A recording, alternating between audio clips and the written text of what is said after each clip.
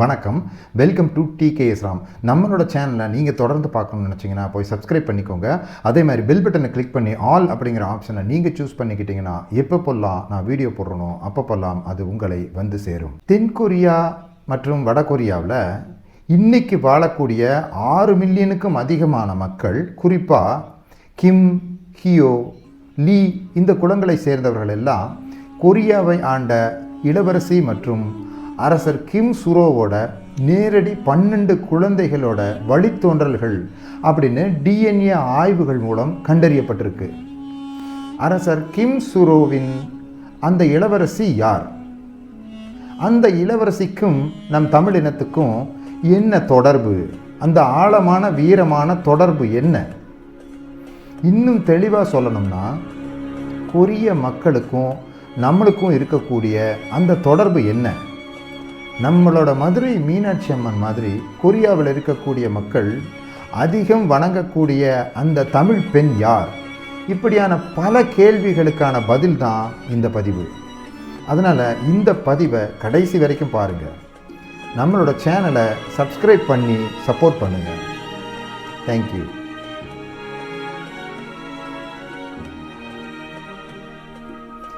தமிழினத்தோட பல்வேறு வரலாறுகள் பார்த்திங்கன்னா ஒவ்வொரு காலகட்டத்திலையும் ஒவ்வொரு ஆராய்ச்சியாளர்கள் வழியாக வெளிவந்துக்கிட்டு தான் இருக்குது. ஆரம்ப கட்டத்தில் அது சர்ச்சையாக இருக்கும், ஆனால் காலப்போக்கில் அது உறுதியாயிரும். அதை பற்றின தொடர்ந்து பேசிக்கொண்டே இருப்பதனால அவர்கள் மேற்கொண்ட ஆராய்ச்சி எதிர்காலத்தில் சிறப்பாக நடைபெறும் அப்படின்றது தான் உண்மை. அது மாதிரி தான் தமிழகத்தை சேர்ந்த ஒரு இளவரசியை பற்றிய ஒரு ஆராய்ச்சி ஆய்வாளர் முனைவர் நா. கண்ணன் அவர்கள் மற்றும் ஒரிசாபால் அவர்களும் வெளிக்கொண்டு வந்திருக்காங்க. நம்மளோட தமிழ் மொழியில் பயன்படுத்தக்கூடிய பல்வேறு தமிழ் வார்த்தைகள் இன்றைக்கும் கொரியாவில் புழக்கத்தில் இருக்குது. நம்மளுடைய உறவு முறைகளில் நாம் பயன்படுத்தக்கூடிய பல்வேறு தமிழ் வார்த்தைகள் கொரிய மக்கள் இன்றைக்கும் பயன்படுத்திக்கிட்டு தான் இருக்காங்க. உதாரணமாக நம்ம அம்மா, அப்பா, அண்ணி போன்ற உறவு முறைகள் வெறும் தமிழ் வார்த்தைகளான அது, இது, உரம், புல் இது மாதிரி 500க்கும் மேற்பட்ட வார்த்தைகள் இன்னைக்கும் அங்கே புழக்கத்தில் தான் இருக்குது. இது மாதிரி கொரியாவுக்கும் தமிழுக்கும் உணவு முறைகள்லையும் தொடர்பு இருக்குது. தோசை, கொழுக்கட்டை இந்த மாதிரி உணவுகள்லாம் அங்கே பிரதானமான உணவுகளாக இருக்குது.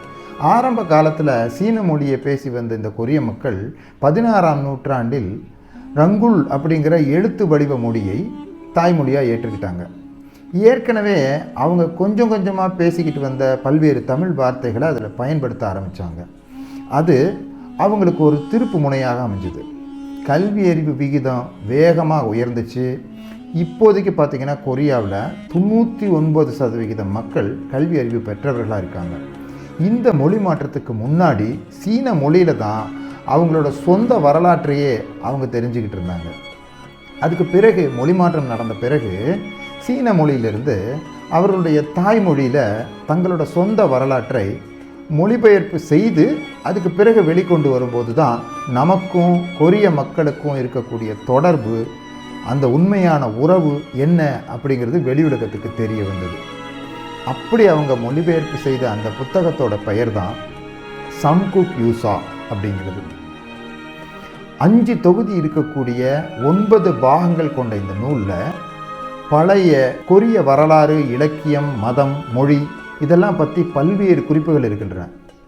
3 ராஜ்யங்களின் நினைவு பொறிப்புகள்னு மொழிபெயர்க்கப்பட்டிருக்கக்கூடிய இந்த நூல் கொரியாவினுடைய தோற்றம் முதல் 3 ராஜ்யங்களுடைய காலம் வரையில் பல்வேறு வரலாற்று குறிப்புகள், ரொம்ப பிரபலமான ஆட்சியாளர்களோட வாழ்க்கை குறிப்புகள், அப்புறம் நாட்டுப்புற புராண கதைகள் இதெல்லாம் அதில் இருக்குது. இந்த புத்தகத்தில் வரக்கூடிய 3 ராஜ்யத்தில் ஒரு ராஜ்யமான தயா ராஜ்யத்தில் தான் நம்மளுடைய தமிழ் இளவரசி வருகிறாள். அந்த இளவரசியின் பெயர் தான் வாங் ஓ. அதாவது அவரோட தமிழ் பெயருக்கு பதிலாக அதனோட அர்த்தத்தை உள்வாங்கி கொரிய ராஜ்யத்தின் அரசரான அவர் அந்த இளவரசிக்கு சீன மொழியில் வைத்த பெயர் தான் அந்த பெயர். இந்த இளவரசியினோட உண்மையான பெயர் என்ன அப்படி நமக்கு தெரியாது. ஆனால் இந்த சீன மொழியினுடைய பெயருக்கான அர்த்தம் மஞ்சள் நிறக்கல் அப்படிங்கிறது.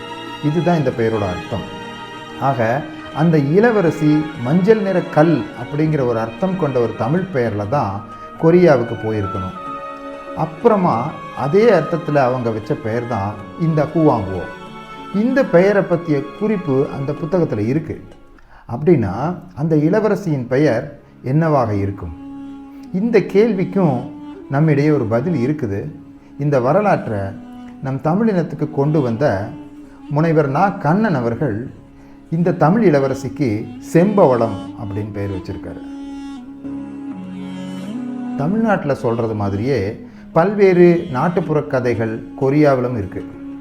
எப்படி நம்மளோட கதையில் உண்மை நிகழ்வும் புராண கதைகளும் பலவாறு இருக்குதோ அது மாதிரி தான் அங்கேயும் இருக்குது. ஆனால் கொரியாவில் இருக்கக்கூடிய மக்கள் அதை உண்மையாக நடந்த ஒரு நிகழ்வாகவே இன்னைக்கு வரைக்கும் நம்பிக்கிட்டு இருக்காங்க. அப்படியாக அவர்கள் முனைவர் கண்ணன் அவர்களிடம் ஒரு விஷயத்தை சொல்லியிருக்காங்க. அதாவது கொரிய மக்கள் ஏன் தமிழ் மக்களைப் போல அம்மா அப்பா அப்படின்னு தன்னோட பெற்றோர்களை அழைக்கிறார்கள் என்றும், எப்படி நம்ம தமிழ் பெண் கொரியாவில் அரசியாக மாறினாள் அப்படிங்கிறதையும் சொல்லியிருக்காங்க. இதே கதையை தான் சீன மொழியில் இருந்த கொரியாவினுடைய வரலாறை தெரிந்து கொள்வதற்காக 3 ராஜ்யங்களினுடைய நினைவு குறிப்பு அப்படின்ற கொரிய மொழி புத்தகத்திலையும் இருக்குது.